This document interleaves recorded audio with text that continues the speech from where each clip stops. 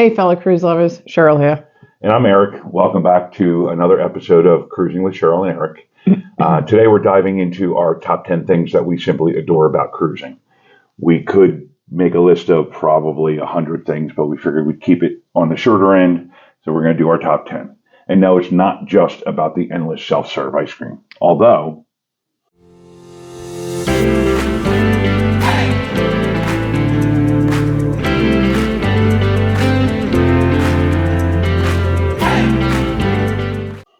anyway, number one, unpacking, the one-time wonder.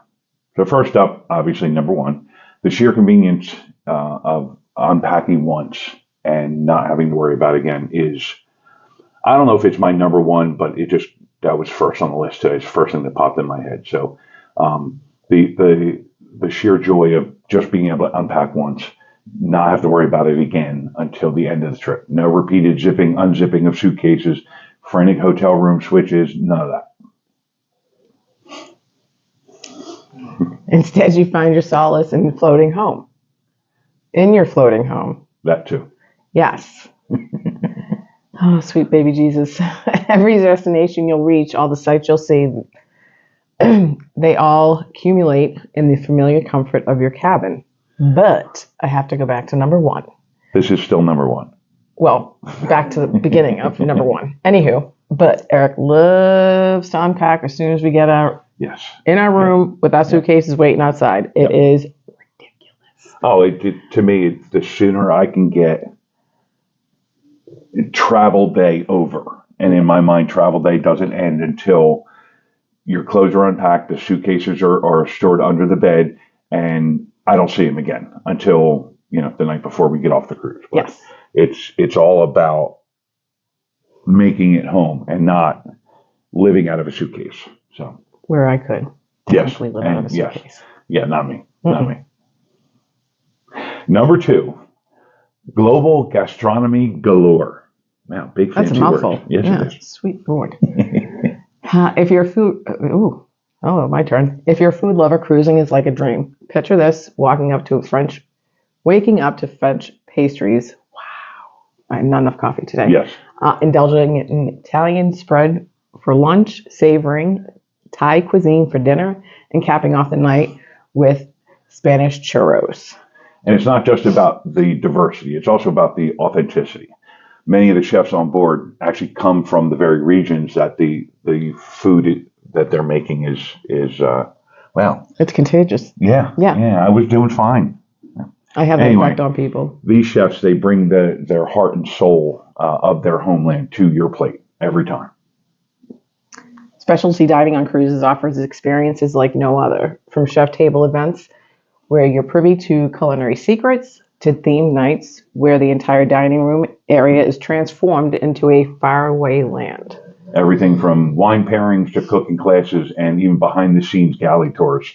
It's not just a meal, it's actually a culinary journey, in my opinion, and my oh so humble opinion. Well, these are our opinions, and that's why we have a channel. It's our channel, right? Yes. Number three, entertainment extravaganza. Cruising is like an all-access pass to global entertainment. Whether you're into theater, comedy, music, or dance, there's something tailored just for you.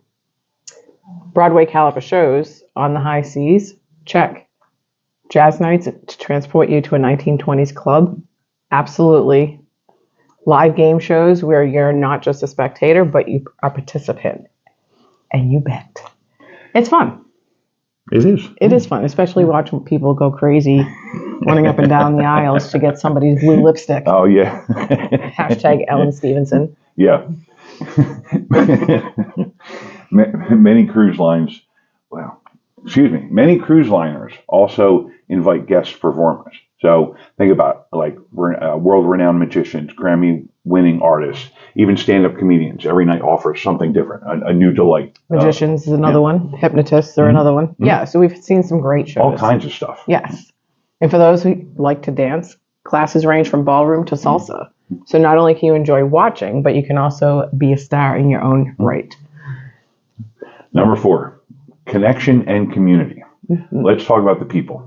Cruising isn't just about destinations.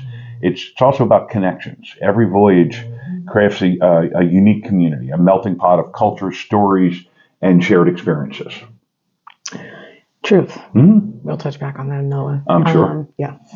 From shared dining tables to group excursions, you find yourself building bonds that last a lifetime. We've had the joy of meeting folks from across the globe and learning about their cultures firsthand. Very true. Yeah. Yeah. We've met some really, really great people. Really amazing people. Long story short, we met a couple, Tammy and Kevin, on one of the cruises. Mm-hmm. We're talking about where we were from on the last day of the cruise. She's like, Cheryl, come in, have a seat. Introduced me to a woman who grew up in the town that I grew up in Boston. And as soon as we got off the ship, texted my oldest brother. And he's like, oh, yeah, I know them. It's such a small world. But when you have little things like this, it just makes it an even better experience. Go ahead. There are special interest groups also. So, like, if you love knitting, there's a group for that. If you're passionate about photography or stargazing, there are seminars or meetup groups waiting for you, all on board.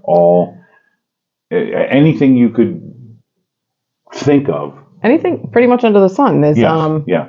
That's probably family friendly is a good way to put it. Yeah, but you're not going to find too many adults only themes on board. No.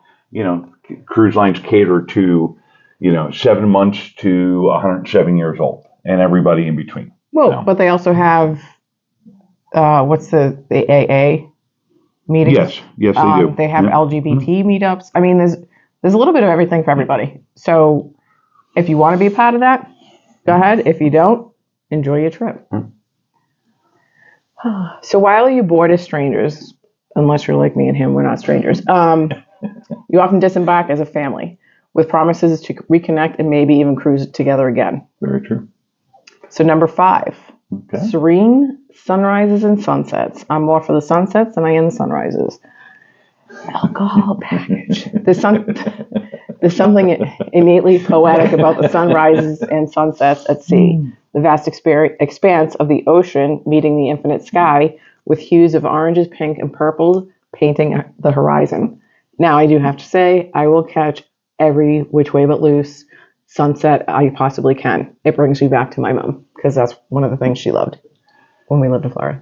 Pretty much every evening, we make it a ritual to try and find a cozy spot on deck with a cocktail or two in hand and just absorb the beauty of the sunset. There's just nothing like it. I've seen sunrises and sunsets across this globe, just about. And, seeing that sun come up or go down over the ocean, there's just nothing like it to me. I think my favorite part of sunsets is at the end, the back of the ship, because you actually see the water. Well, you see the water all around you because you're on a cruise ship. Thank you. But just to see that kind of going into the sunset is absolutely positively spectacular. And then sunrises. For the early birds, it's a spectacle. The world awakening as gentle hum of the ship accompanies the chirping of the seagulls. But only when you're close to land. Seagulls aren't out in the middle of the ocean all that much. No, that's a lot of flying. Yeah, I mean, they can float. Their wings get tired. Yeah. They wing it. Plus, with the open ocean all around you, there's never a building or a hill obstructing your view. It's just unfiltered, raw beauty. Oops. Go ahead, babe. My bad. Well, I'm used to it is, yeah, you should be. It's pretty amazing when you're on one of the decks and you're looking out at the ocean, and then what seems like a world away is another cruise ship. Mm-hmm. It's a breathtaking sight. Anyway, moving on. Number 6. Yes. Excursions and adventures. We love our excursions. Yes, we do. Yes. The thrill of disembarking in a new place. Cruises uniquely offer bite-sized experiences of destinations. In one trip, you can explore Mayan ruins, snorkel in a Caribbean reef, and shop in a European market. Excursions are crafted to give you the essence of the place, whether it's cultural immersion, adventure sports, or culinary exploits. There's something for every traveler. And that's one of the main reasons we enjoy cruising, is because you get that bite-sized experience. You get you get immersed into the local culture, the local atmosphere enough in my opinion, to determine if it's something that you want to go back to. If you want to spend a week there instead of just a day. That's one of the things that we do on every cruise. Okay, this cruise we stopped in. We keep going back to the ABC, Aruba, Bonaire, and Curacao. We would definitely spend a week in Aruba after our time there that day. Mm-hmm. We would definitely not spend a week in Bonaire or Curacao based on our time there. Now, we would probably do a week with, half of it in Bonaire, half of it in Curacao, but we wouldn't do a whole week in either of those two destinations. And they're not as built up as some of the other islands. There's not as much to do. I mean, you can, but in our opinion, they do have all-inclusive hotels. Mm-hmm. They do have things for you to do, but it's just if you're used to a bigger scale type of situation. More options, more activities, more adventure. But we don't just lie on a beach for 8 hours a day. That's not fun to us. No. Well, it is to me, but my skin won't allow it. We like to do things. Yeah, yes, we like to lie on the beach for, we'll spend the day at the beach, but it'll be, lying in a, not a hammock, but a chair, a lounge chair for a while, and then we go in the water for a while, and then we walk on the beach for a while, and then we go, get something to eat, and then, we don't just sit in one place for 8 hours. No, that'd be crazy. And for those of you who love crafting your own journey, many ports are primed for independent exploration. Rent a bike, take a local map, and create your own adventure. You're not forced to just do what the ship tells you you should be doing. No. Next up, number 7, theme nights and festive galas. Would that be galas? Gala. I think it's gala. Well, it's like a gala apple. No, it's a gala apple. No, it's a gala. Please correct him, people. The ship comes alive in the evenings with themed events, from elegant captain's dinners to roaring 20s parties. There's a buzz that's contagious. I must admit that when dressing up and being part of a ship-wide celebration, a white night or a red night on Virgin, or dancing the night away or taking part in a masquerade, it's fun. It's exhilarating to me. Absolutely. Many cruises also celebrate international festivities, be it Diwali, Hanukkah, or Carnival. It's a joy to be part of the global celebration in the heart of the ocean. And yes, for those of you that are curious, I have tried my hand at dance-offs during disco nights. No further comments on that will ever be publicized. I'll find pictures. I'll let you know. Number 8. Alluring amenities. Yes. Mm-hmm. Cruise ships these days are architectural marvels. Beyond just rooms and restaurants, they house climbing walls, mini golf courses, water slides, even ice skating rinks, and roller coasters. We forgot roller coasters. Yeah, I forgot roller coasters. Not my thing, people. I'm not going to lie. Oh. Ever watched a movie under the stars in the middle of the ocean? Or how about sipping a cocktail crafted by a robot bartender? It's all possible on a cruise. Sorry. Spas with ocean views, infinity pools that blend with the horizon, and the state-of-the-art fitness centers that make workouts a real treat. Not that we've used them. No, other people tell us that they're a real treat, though. Well, yes. Well, when we tour the ship, we see them. Yes. But that's a vacation for us. Right. Truly, the ship itself becomes a significant part of the vacation experience. It's not just transportation. It's a destination in and of itself. Next up, number 9, kid-friendly and family bonanza. Cruising isn't just for couples or solo travelers.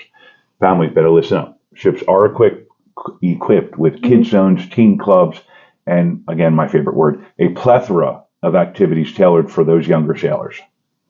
From treasure hunts to science experiments, the kiddos are not just entertained, they're enriched. Plus, with babysitting services on many ships, parents can steal away some us time, too. As a family, you bond over those shared adventures, the group games, the crafting memories that the little ones will cherish and will remember. Yes. Yes. Mm-hmm. Not that you were a little one. Not a little one on their cruises, but whatever. And let's face it, having your kids talk about the time that they met the ship's captain become a pirate for a day is priceless. But even if your kids are older and you do different excursions, we did the Canadian cruise, and Sam and Noah went off with their Right. significant others Yeah. at the time, and then we all met up for dinner, and Right. but it was nice to hear their interpretation of the island, Right. or The town, the or town, yeah. or whatever the case may be. And there's a lot to see, and everybody interprets it differently. And everybody likes different things. So, Absolutely. yeah. Last but not least, number 10, stellar service and heartfelt hospitality. But most importantly, the heartbeat of every cruise is its crew. Their unwavering dedication, warmth, and service transform a trip into an experience. From room stewards remembering your name and your coffee preference, to entertainers ensuring everyone's having a good time and taking selfies after the comedy show is over. Yes. The cruise commitment is unparalleled. They work their butts off. We've had moments where crew members went above and beyond, be it celebrating an anniversary or just offering tips for a port visit.